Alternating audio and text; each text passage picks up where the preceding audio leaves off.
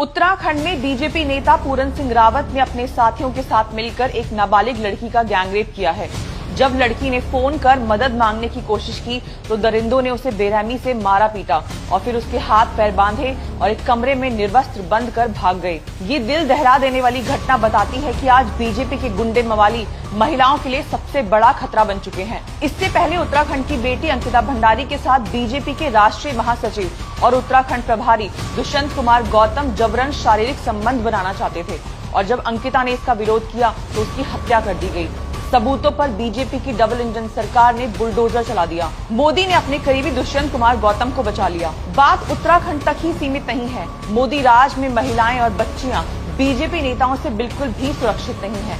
BJP के हर बलात्कारी और अपराधी को प्रधानमंत्री मोदी का खुला समर्थन है। पूरी बीजेपी अपने दरिंदे नेताओं को बचाने के लिए खड़ी हो जाती है। हजारों महिलाओं का शोषण करने वाले प्रज्वल